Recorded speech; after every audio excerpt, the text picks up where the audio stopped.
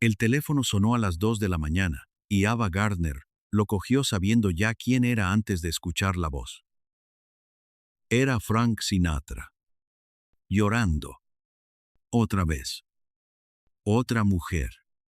Otra humillación que él convertía en llanto propio, como si fuera él la víctima de lo que acababa de hacer.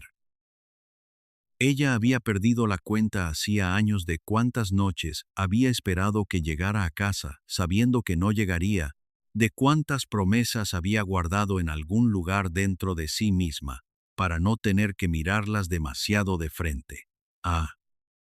Y sin embargo, ahí estaba, con el teléfono en la mano, y la voz de él al otro lado, y algo en ella, que todavía respondía a ese llanto, con la misma respuesta de siempre.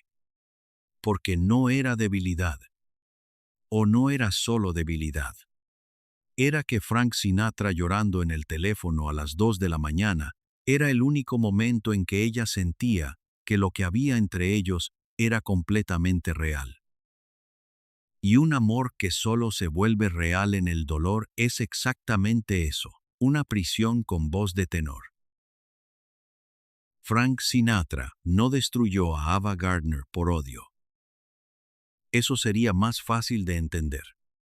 El odio tiene bordes. El odio se puede nombrar y combatir y dejar atrás.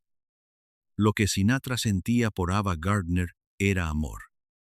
Un amor real, profundo, constante, que duró décadas más allá del matrimonio y de las peleas y de los años de silencio. Pero era un amor posesivo, ciego, destructor, el tipo de amor que confunde obsesión con devoción y celos con prueba de que el otro importa.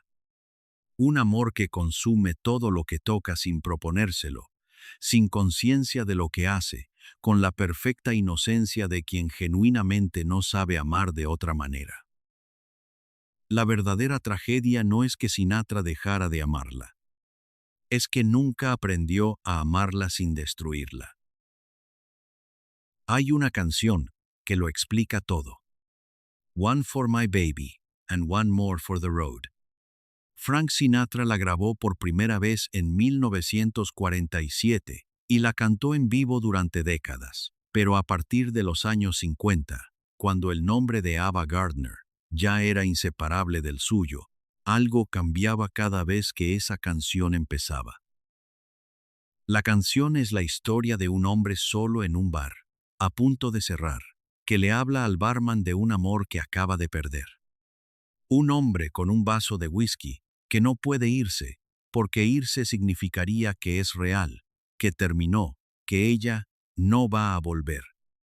Las personas que vieron a Sinatra cantar esa canción en vivo durante los años 50 y 60 describen lo mismo, que en algún momento de la canción, la distancia entre el personaje y el hombre que cantaba desaparecía, que los ojos se le llenaban, que la voz cambiaba de textura, que ya no era una actuación. Eso era su amor por Ava Gardner, un hombre solo en un bar, hablándole a un vaso de whisky, incapaz de irse. Antes de que termine este video, vas a descubrir por qué una mujer tan fuerte como Ava Gardner permitió que un hombre la destruyera y cómo finalmente escapó. Quédate. Lo que está en juego en esta historia no es solo un romance famoso. No es la historia de dos estrellas de Hollywood que se quisieron y no pudieron. Lo que está en juego es una pregunta que muchas mujeres se han hecho en algún momento de sus vidas, con hombres cuyo nombre no sale en los periódicos, pero cuyo peso es exactamente el mismo. ¿Por qué el amor más intenso que alguien puede ofrecerte puede ser también el más dañino? ¿Por qué la intensidad no es siempre una promesa, a veces es una advertencia? Ava Gardner era una mujer que no necesitaba a nadie. Lo sabía. Lo había decidido desde muy joven, con la claridad de quien ha aprendido de la peor manera que depender de otros tiene un precio que nadie anuncia por adelantado. Y aún así, Frank Sinatra convenció a esa mujer de que lo necesitaba. De que lo necesitaría siempre. Ese fue su crimen. Que lo hizo con amor. Pero para entender cómo una mujer que no necesitaba a nadie terminó necesitando a un hombre que la destruía, hay que volver a donde todo empezó. En este video, vas a descubrir 6 verdades sobre Ava Gardner que los documentales de Hollywood no cuentan. 6 verdades sobre el amor que la atrapó, sobre la fuerza que tuvo para escapar y sobre lo que quedó de ella cuando finalmente lo hizo. Te avisaré cuando llegue cada una. Ava Lavinia Gardner nació el 24 de diciembre de 1922 en Grabtown, Carolina del Norte. Un nombre que no aparece en ningún mapa importante. Una comunidad agrícola en el condado de Johnston, donde las casas estaban separadas por campos de tabaco y las distancias entre las personas se medían de otra manera, en lo que se decía y en lo que no se decía nunca, que era casi siempre más. Era la 7ª hija de Jonas Gardner, un parcero que trabajaba la tierra con la misma expresión con que hacía todo lo demás, callado, constante, presente en el cuerpo y ausente en todo lo que no fuera el trabajo. Y de Mary Elizabeth Baker, una mujer que administraba una pensión para maestros rurales y que quería a sus hijos con una calidez que era real y que sin embargo no tenía la dureza necesaria para interponerse entre ese mundo y sus hijas, cuando el mundo se ponía entre ellas. Ava creció sabiendo leer el silencio de su padre con la precisión que desarrollan los hijos de los hombres que no hablan. Aprendió qué significaba cada variante de ese silencio, cuándo era seguro acercarse y cuándo era mejor quedarse en el otro lado de la habitación. Aprendió que el amor de un hombre es algo que se adivina más que algo que se dice. Que hay que merecerlo. Que hay que ganarlo de alguna manera. Esa lección, aprendida en una granja de Carolina del Norte antes de los 10 años, definiría cada relación que Ava Gardner tuvo el resto de su vida de una manera que ningún análisis posterior logró borrar del todo. Primera revelación. Cuando Ava tenía 18 años, un hombre de su comunidad la violó. No hubo consecuencias para él. No hubo proceso legal. No hubo nadie que se pusiera de su lado con suficiente fuerza para que algo cambiara. Hubo silencio. El mismo tipo de silencio que había rodeado otras cosas en esa familia, en ese pueblo, en ese mundo, donde las cosas que les pasaban a las mujeres jóvenes eran tratadas como accidentes del clima, algo que ocurría, algo que había que sobrevivir, algo de lo que no se hablaba, porque hablar no cambiaba nada, y en cambio, costaba todo. Lo que esa experiencia le enseñó a Ava Gardner, 18 años, en una granja de Carolina del Norte, sin nadie que la protegiera, fue algo que quedó grabado en ella de una forma que los años no borraron, sino que endurecieron. Su cuerpo no era de ella. El mundo podía tomarlo cuando quisiera. Pero si ese era el trato, al menos ella podía decidir a quién se lo entregaba. Al menos esa decisión podía ser suya. Eso no es cinismo. Es la forma en que una mujer joven construye algo parecido a la agencia cuando la agencia real le ha sido arrebatada. En 1941, su cuñado, casado con su hermana Beatriz, tomó unas fotografías de Ava y las expuso en el escaparate de su estudio fotográfico en Nueva York. Las fotografías no eran extraordinarias. La mujer que aparecía en ellas sí lo era. Un agente de la MGM entró en el estudio, vio las fotografías y llamó al estudio esa misma tarde. Ava Gardner tenía 19 años y nunca había actuado en nada. No importó. Tenía esa cara. Y en el Hollywood de los años 40, esa cara era suficiente para abrir cualquier puerta. Los primeros años en la MGM fueron años de aprendizaje y de espera. Ava tomaba clases de actuación, de dicción, de movimiento. Aprendía a moverse delante de una cámara con la misma disciplina con que había aprendido todo lo demás en su vida sola, mirando, repitiendo hasta que salía bien.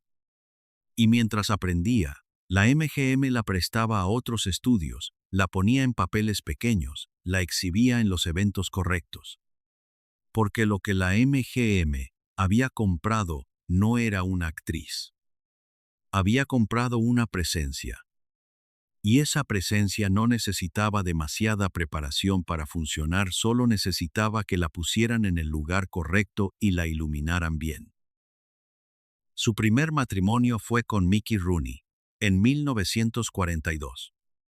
Ella tenía 19 años. Él tenía 22, y era la estrella más taquillera de Hollywood, lo que en el Hollywood de 1942 era una forma de poder que pocas cosas podían igualar. El matrimonio duró un año. Rooney era incapaz de la fidelidad que cualquier relación requiere, y tampoco parecía particularmente interesado en aprenderla. Ava se divorció sin drama, sin escándalo público, con esa capacidad suya para separar lo que había sido de lo que necesitaba ser a partir de ese momento. El segundo fue con el músico de jazz Artie Shaw en 1945. Shaw era inteligente, culto, con una capacidad intelectual que Ava admiraba y que al mismo tiempo usaba como instrumento de control.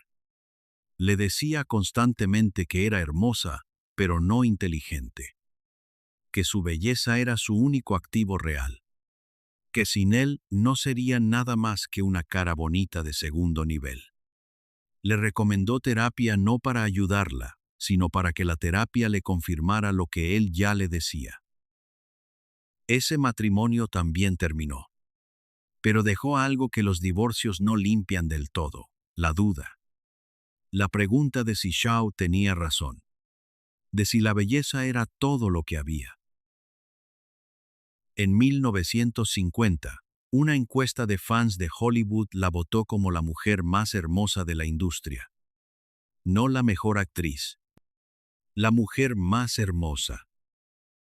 Ava Gardner leyó ese titular y sintió exactamente lo que era: una confirmación y una trampa al mismo tiempo. Una confirmación de que lo que tenía era real y funcionaba. Una trampa, porque lo que tenía era exactamente y únicamente lo que la MGM había comprado en 1941: una cara, un cuerpo, una presencia, y que mientras eso siguiera siendo lo que el mundo veía cuando la miraba, nunca podría ser otra cosa. No era ingratitud. Y era lucidez. La lucidez de una mujer que sabe exactamente en qué moneda la pagan y que entiende lo que eso significa cuando la moneda se devalúe. Segunda revelación. Frank Sinatra vio a Ava Gardner por primera vez en 1949 y decidió que iba a casarse con ella antes de haberle dicho una sola palabra. No es una manera de hablar. Es lo que él mismo contó en varias entrevistas a lo largo de los años. La vio en una fiesta en Hollywood, en ese momento específico en que ella estaba hablando con alguien y se rió de algo que ese alguien había dicho. Y Sinatra dijo después que en ese momento el resto de la habitación dejó de existir. Que era la mujer más hermosa que había visto en su vida. Que tenía que tenerla. Ese fervor. Tenerla. No conocerla. No enamorarse de ella. Tenerla. Esa es la palabra que Sinatra usó en su propio idioma para describir lo que sintió la primera vez que vio a Ava Gardner. Y si se escucha con atención, ahí está ya todo lo que vendría después.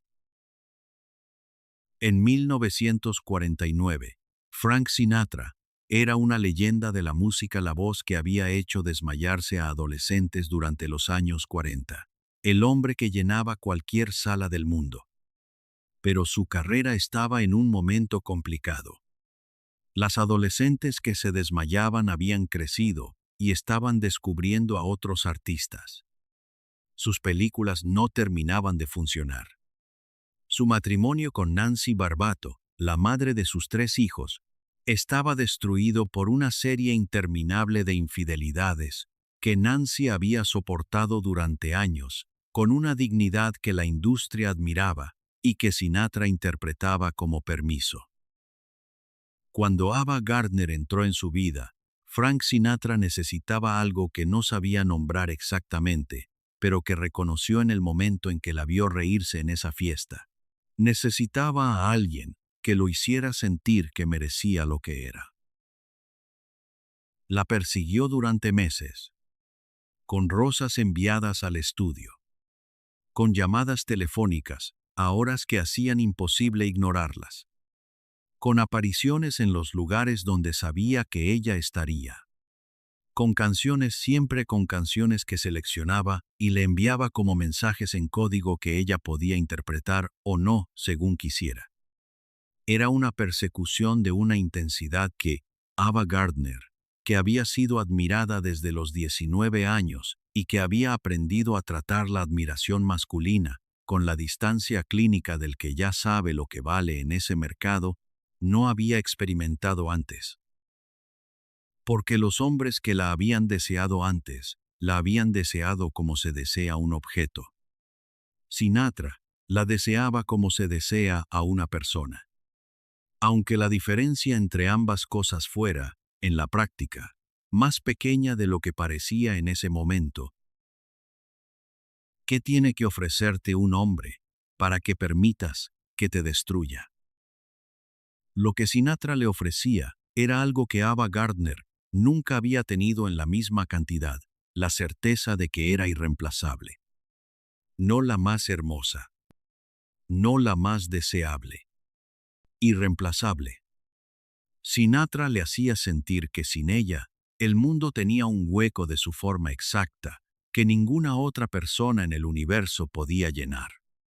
Para una mujer que había crecido ganándose el amor de su padre en silencio, que había sido violada a los 18 años, sin que nadie se pusiera de su lado, que había pasado 2 matrimonios, con hombres que la usaron de distintas maneras. Esa certeza era la cosa más valiosa que alguien le había ofrecido nunca. Y fue suficiente para que dijera que sí. Se casaron el 7 de noviembre de 1951 en una pequeña ceremonia en Pensilvania. Ella tenía 29 años. Él tenía 36. Su primera esposa Nancy tardó meses en firmar el divorcio que Sinatra le exigía con una urgencia que sus amigos encontraban indecorosa. En Hollywood, la prensa dividió al mundo en 2 equipos, los que culpaban a Ava de destruir un matrimonio y una familia, y los que simplemente contaban los titulares. Ava leyó los artículos, con esa expresión que tendría el resto de su vida cuando el mundo opinaba sobre ella sin preguntarle, una mezcla de cansancio y algo que se parecía al desprecio, pero que era en realidad dolor. Los primeros meses fueron lo que los romances de esa intensidad son siempre al principio, deslumbrantes, totales, con esa sensación de que el mundo anterior a esa persona era una versión menor y en blanco y negro de lo que viene después.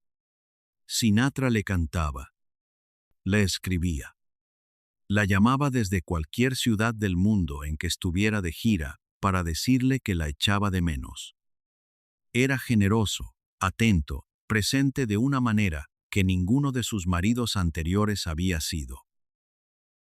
Y era celoso, de una manera que al principio parecía pasión y que con el tiempo reveló su verdadera naturaleza.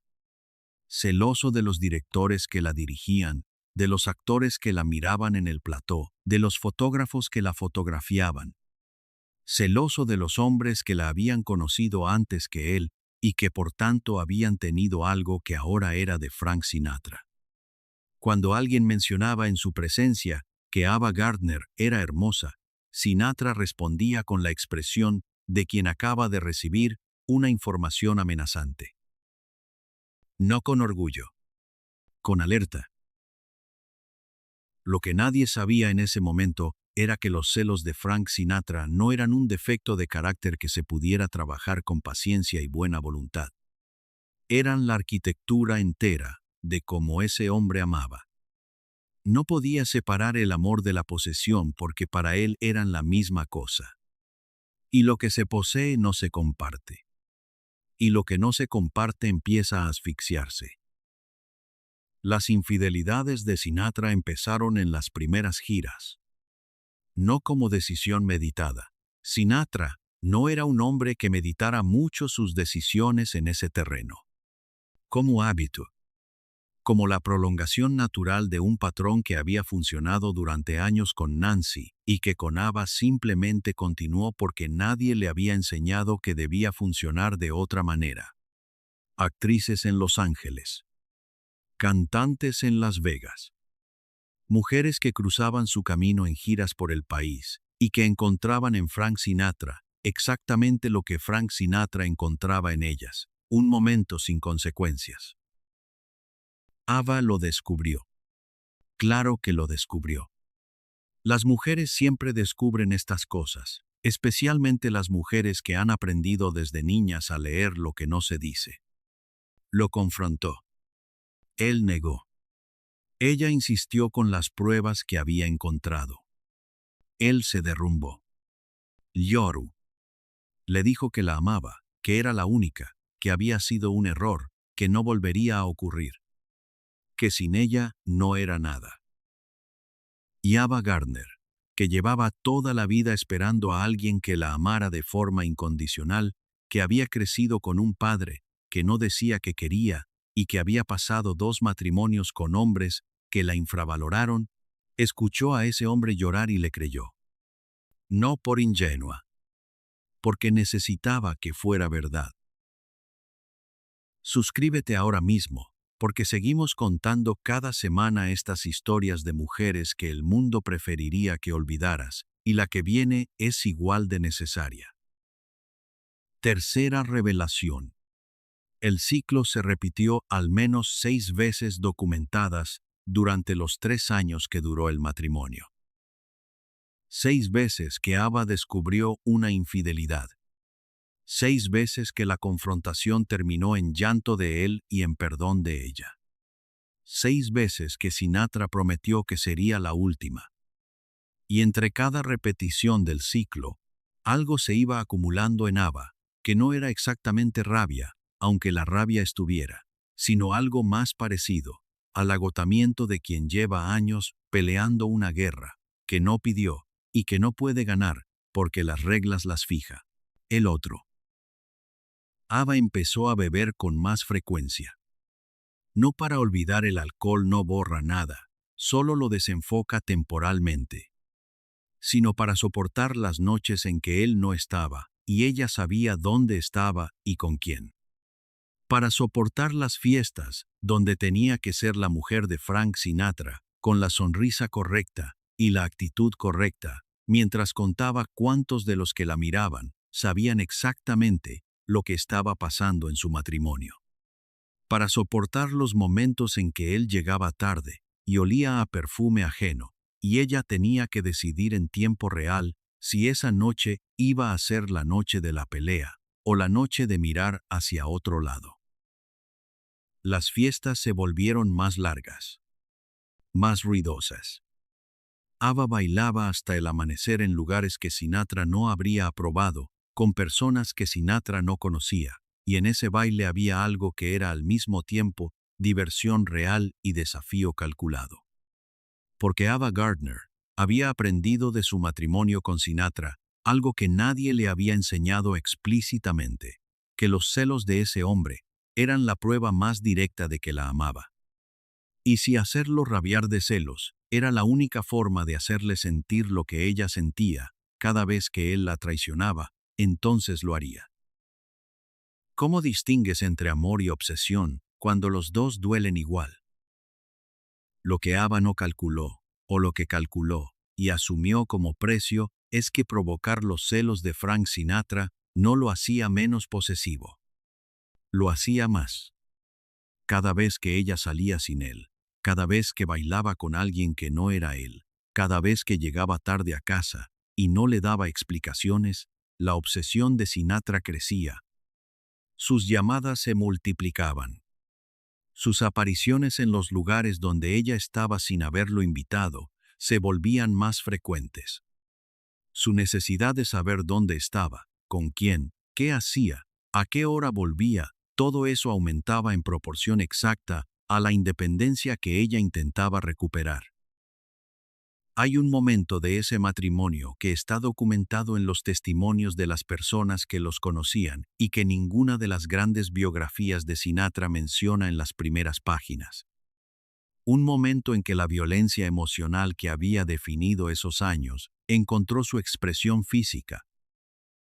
Sinatra golpeó a Ava.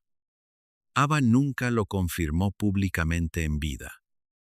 Pero las personas que la conocían en ese periodo, amigos, asistentes, personas que la vieron en las horas posteriores, son consistentes en sus testimonios.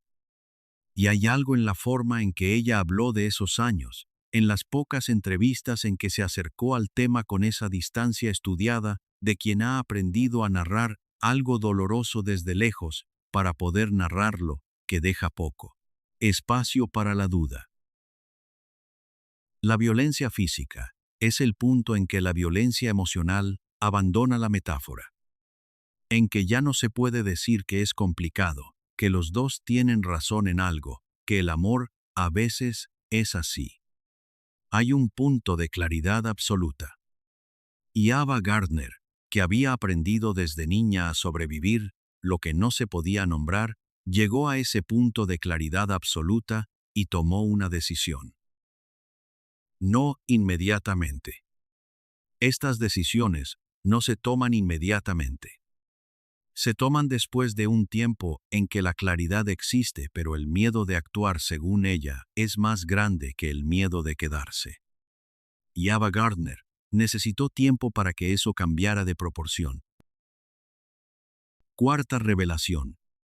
Mientras su matrimonio con Sinatra se desmoronaba, la carrera de Ava Gardner llegó al punto más alto que había alcanzado nunca. En 1953, el mismo año en que el matrimonio era ya insostenible, protagonizó Mogambo con Clark Gable en África. El rodaje en Kenia y Uganda duró meses. Sinatra voló para visitarla con la urgencia del hombre que necesita ver con sus propios ojos que ella sigue estando donde debería estar. Se quedó semanas en un continente que no le interesaba con un equipo de rodaje que no le interesaba, sintiéndose innecesario de una manera que no sabía manejar.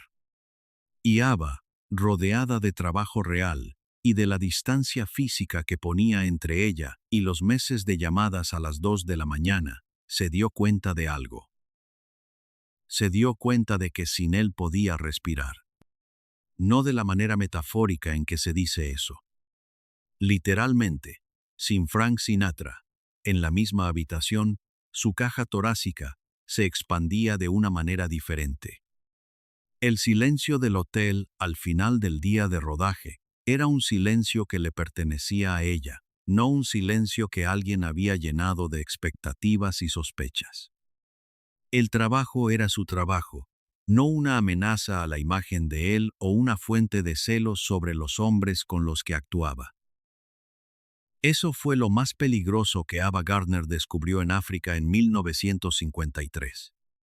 Que se sentía mejor sin él. Su actuación en Mogambo le valió una nominación al Oscar a Mejor Actriz de Reparto. Era la primera nominación de su carrera. La prueba concreta y verificable de que lo que tenía no era solo la cara, era algo más. Algo que los directores que trabajaban con ella habían visto desde los años 40 y que el sistema de estrellas de Hollywood había oscurecido sistemáticamente detrás de los carteles y las fotos de revistas y las encuestas sobre la mujer más hermosa. Artie Shaw, el segundo marido que le había dicho que era hermosa pero no inteligente, que su belleza era todo lo que tenía esa nominación, era la respuesta que no le había dado en persona. La respuesta que el trabajo da cuando las palabras ya no son suficientes.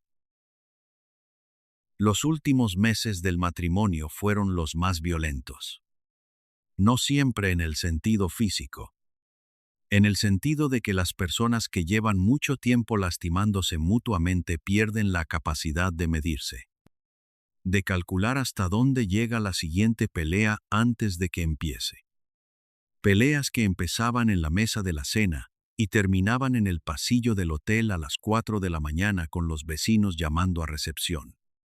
Peleas que los dos empezaban sabiendo que no iban a resolver nada y que sin embargo eran incapaces de no tener porque las peleas eran la única forma de comunicación que les quedaba que no era mentira. ¿Por qué una mujer tan fuerte se queda cuando debería irse?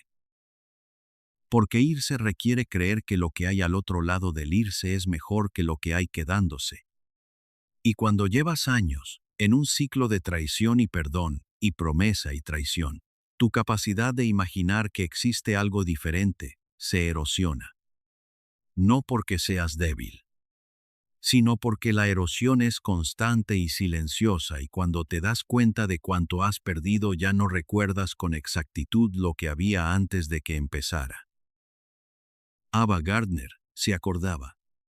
A veces. En los momentos de Mogambo, en los días de rodaje en África, cuando la respiración era diferente. Se acordaba de que había existido una Ava Gardner anterior a Frank Sinatra. Y esa memoria fue suficiente. Se separaron en 1953, aunque el divorcio no se formalizó hasta 1957. Porque Sinatra no aceptó la separación de la manera en que los adultos aceptan el final de algo que no funciona. La separación para Sinatra fue el inicio de una nueva fase de la obsesión, una fase sin la obligación de fingir respeto a los límites del matrimonio. Quinta revelación. Después de la separación, Frank Sinatra intentó suicidarse al menos una vez documentada, en 1953, en una habitación de hotel en Indio, California. Pastillas. Lo encontraron a tiempo. Sobrevivió. Y los que lo conocían en ese momento dicen que lo primero que hizo cuando recobró la conciencia fue preguntar si Ava lo sabía. No si la ambulancia había llegado a tiempo. Si Ava lo sabía. Eso es lo que Ava tuvo que cargar después de la separación. No solo el peso de los años juntos. No solo el ciclo de infidelidades y perdones y promesas rotas. También la responsabilidad implícita de mantenerlo vivo con su presencia. La implicación de que si ella se iba completamente, si dejaba de responder las llamadas y de perdonar y de estar disponible para el llanto de las 2 de la mañana, las consecuencias serían de ella.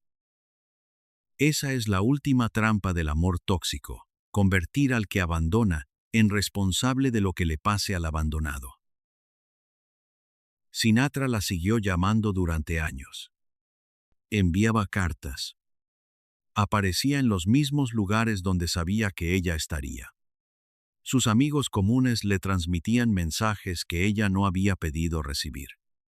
Su carrera en esos años, los años en que grabó In the Wee Small Hours, el álbum que muchos consideran su obra más auténtica, era la de un hombre que había convertido el dolor de esa relación en arte. Canción tras canción sobre el amor perdido, sobre la noche, sobre los bares vacíos a la hora en que cierran. One for My Baby en cada concierto, cantada con esa cara que las personas que lo vieron en directo recuerdan con la expresión de quien ha visto algo que no estaba seguro de que fuera apropiado mirar. Ava Gardner escuchaba esas grabaciones. Es imposible que no las escuchara, estaban en todas partes, en las radios y en los tocadiscos de los restaurantes y en las tiendas de música de cualquier ciudad del mundo.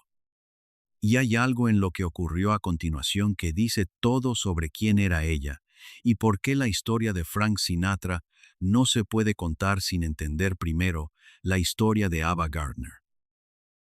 Se fue a Europa. No de vacaciones. No como elección de carrera. Como estrategia de supervivencia. Si Frank Sinatra estaba en todas partes en América, Entonces América era un territorio que ya no era seguro para construir una vida sin él. España fue el primer destino. Madrid. Los tablados flamencos. Las corridas de toros. Los amigos que no eran amigos de Sinatra y que por tanto podían ser amigos suyos sin la carga de las lealtades divididas. Ava Gardner, en España, era una mujer que podía salir a las 3 de la mañana y llegar a las 6 del amanecer sin que nadie le preguntara a quién había visto. Una mujer que podía beber vino barato en bares donde nadie sabía quién había sido la mujer de Frank Sinatra.